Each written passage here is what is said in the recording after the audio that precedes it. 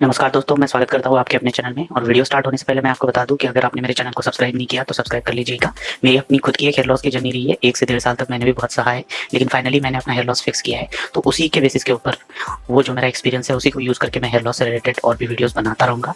और अगर आपके कुछ क्वेश्चन है तो आप कमेंट बॉक्स में भी लिख सकते हो। मैं ट्राई करूँगा कि उस क्वेश्चन का जवाब दूँ। तो वीडियो का टाइटल जैसे ही आपने देखा ही होगा कि onion juice for hair growth.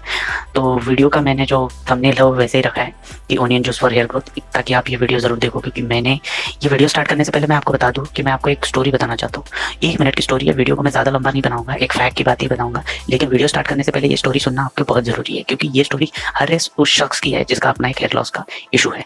तो बचपन में जैसे ही हम छोटे रहते हैं हमारी ज़िंदगी अच्छी तरह से चल रही होती है, लेकिन जैसे ही हम एडल्ट हो जाते हैं हमारी कुछ हरकतों की वजह से किसी दिन आप देखते हो कि हेयर लॉस स्टार्ट हो गया, तकिए के ऊपर बाल आ रहे, नहाते टाइम बाल हमारे चढ़ रहे। फिर आपको समझ में नहीं आता है कि हम एग्जैक्टली करें क्या।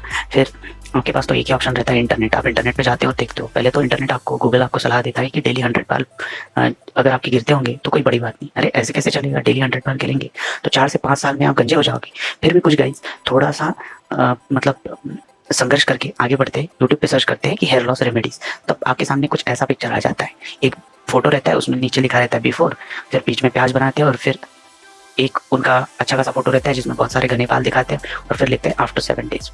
मतलब प्याज लगाने से 7 दिन में बाल आ जाएंगे।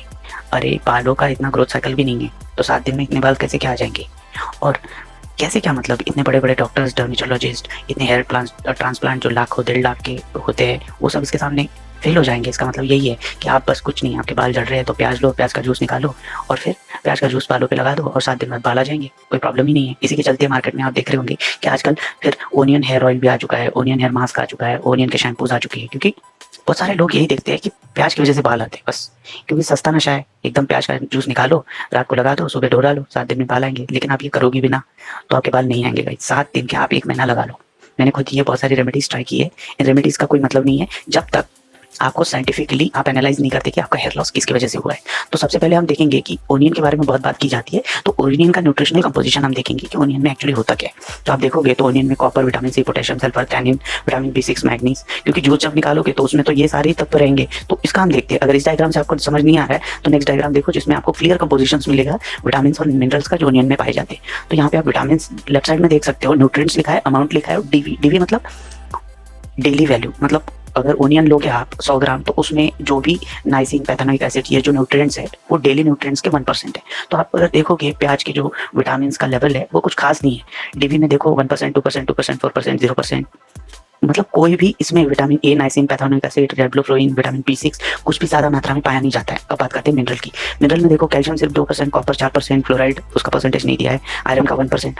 तो दोनों टेबल्स का अगर ध्यान से देखोगे तो आपको पता चलेगा कि प्याज में ऐसी कुछ भी चीज़ नहीं है जो बहुत भरपूर मात्रा में पाई जाती है और जो आपके हेयर को बेनिफिट करती हो, क्योंकि ये सब तो बहुत ही कम मात्रा में पाया जाता है। तो इससे आपके हेयर को क्या बेनिफिट होगा। लेकिन मैं आपको एक फैक्ट की बात बता दूं कि प्याज में सल्फर बहुत मात्रा में पाया जाता है। लगभग आपकी डेली रिक्वायरमेंट जितनी रहती है उससे लगभग 90% ऑफ द सल्फर ये 100 ग्राम प्याज में पाया जाता है। तो सल्फर में इतना, प्याज में इतना सल्फर पाया जाता है कि अगर आप 100 ग्राम प्याज खाओगे तो आपकी जो डेली रिक्वायरमेंट है सल्फर की वो 90% कंप्लीट हो जाएगी। तो सल्फर का मेन काम क्या रहता है कि जिस भी बॉडी पार्ट्स पे आप सल्फर लगाओगे, सल्फर मतलब ओनियन जूस में सल्फर रहता है, तो ओनियन जूस लगाओगे तो उस बॉडी पार्ट की तरफ तुम्हारी बॉडी ब्लड फ्लो डायरेक्ट करना स्टार्ट कर देती है। मतलब उस बॉडी पार्ट की तरफ ब्लड फ्लो ज़्यादा होता है। लेकिन ओनियन का जूस तुम हेयर के ऊपर जब लगाओगे, ये तभी तुम्हारे लिए बेनिफिशियल हो सकता है जब आपके हेयर फॉलिकल्स मतलब स्काल्फ में जो पोर्स रहते हैं उसको हेयर फॉलिकल बोलते हैं। मतलब जहाँ से तुम्हारे बाल आते हैं वो छेद। तो उस जो हेयर फॉलिकल्स अगर आपकी ओपन होगी तभी आपको कुछ फायदा होगा। अगर वो ओपन होगी तो उसमें से सल्फर एब्जॉर्ब होगा, तब आपकी बॉडी को पता चलेगा कि इस जगह पे सल्फर लगाया है, मतलब इस बॉडी पार्ट्स की तरफ हमारा ब्लड फ्लो हमें ज़्यादा डायरेक्ट करना है। लेकिन अगर आप देखोगे कि हेयर लॉस जिनका भी होता है उनकी जो हेयर फॉलिकल्स रहती है वो बंद होना स्टार्ट होती है। तो ये बंद किसकी वजह से होती है, ये बंद होती है कैल्सिफिकेशन की वजह से। तो कैल्सिफिकेशन क्या है, कैल्सिफिकेशन मतलब तुम्हारी किसी भी बॉडी पार्ट्स में कैल्शियम का जम जाना। तो कैल्शियम क्यों जम जाता है किसी भी बॉडी पार्ट्स में। कैल्सिफिकेशन देखो, नॉर्मली तुम जैसे जैसे तुम्हारी एज होती जाएगी वैसे वैसे कैल्सिफिकेशन बॉडी में होता ही है।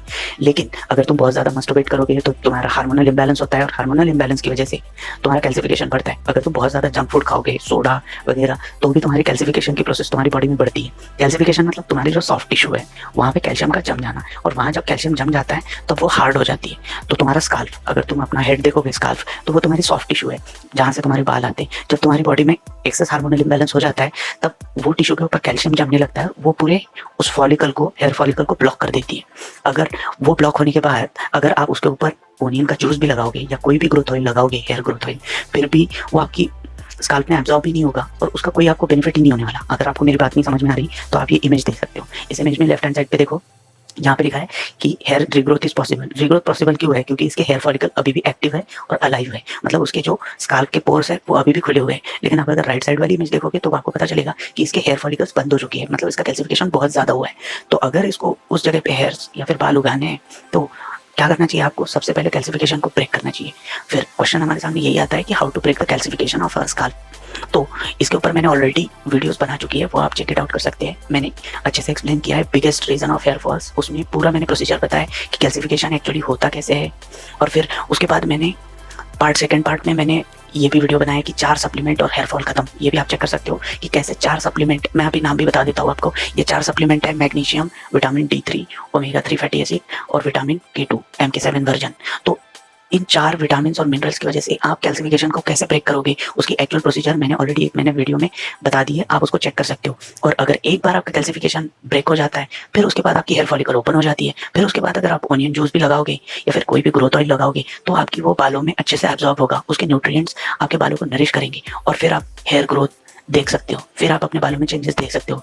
लेकिन मैं आपको बहुत एक कंक्लूजन की बात बता देता हूँ कि बहुत सारे लोग आजकल उनका हेयर लॉस होता है तो वो एनालाइज ही नहीं करते। यूट्यूब पे जाएंगे, यूट्यूब पे ऐसे वीडियो तो बहुत लाखों में पड़े रहते हैं, फिर ऐसे वीडियोस देख के वो डायरेक्टली स्टार्ट कर देते हैं। फिर आपको एक क्वेश्चन ये भी आता होगा कि कैल्सिफिकेशन जब भी स्काल्फ का होता है तो उसको पहचानना कैसे है, कैसे पहचाना जाए कि कैल्सिफिकेशन हो रहा है मेरे स्काल्फ का। तो उसकी एक सिंपल प्रोसीजर मैं आपको बता देता हूँ। आप अपने स्काल्फ को, मतलब आपकी जो चमड़ी है अपनी हेड की जहाँ से बाल आते हैं, उससे अगर आप पकड़ोगे, अगर वो आपके हाथ में आ रही होगी या फिर आप स्पंजी फील कर रहे हो उसको, ऐसे एक स्पंज टाइप वो अगर सिकुड़ रही है, एक्सपांशन, मतलब वो आप स्पंजी फील कर रहे हो तो वहाँ पे कैल्सिफिकेशन नहीं हुआ है। और अगर वो बहुत ही हार्ड लग रही है आपको तो वहाँ पे कैल्सिफिकेशन हो चुका है, फिर वहाँ पे बाल नहीं आएंगे। कैल्सिफिकेशन होने के बाद वहाँ पे ब्लड फ्लो नहीं होता है वो हेयर फॉलिकल को, और जब ब्लड फ्लो नहीं होता है तो अपने आप वो हेयर फॉलिकल, तुम्हारे हेयर स्टाव होने लगते हैं और कुछ दिन बाद बाल छोटे छोटे होने लगते हैं और फिर अपने आप झड़ने लगते हैं। बस यही वजह है तुम्हारे हेयर लॉस की। बहुत सारे लोग इसको एनालाइज नहीं करते अच्छे से और कुछ भी रेमेडीज या हेयर ऑयल लगाने रहते हैं।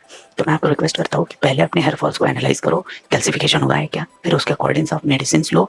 वो 4 जो विटामिन और मिनरल्स है उसको आप फूड थ्रू भी अपने लाइफस्टाइल में ऐड कर सकते हो। और फिर उसके बाद ये ऐसी रेमेडीज करो, ओनियन जूस और हेयर ऑयल, फिर ये इफेक्टिव रहेगी। डायरेक्टली बिना कुछ सोचे समझे अगर प्याज का जूस लगाओगे तो फिर उसका कुछ भी कोई भी मतलब नहीं है। तो दैट्स इट गाइस, यही था आज के लिए। अगर इसके बाद भी आपके अगर कुछ क्वेश्चन है तो आप कमेंट बॉक्स में ड्रॉप कर सकते हो। वीडियो को लाइक जरूर करना और चैनल को अगर सब्सक्राइब नहीं किया है तो चैनल को जरूर सब्सक्राइब करना। Thank you so much.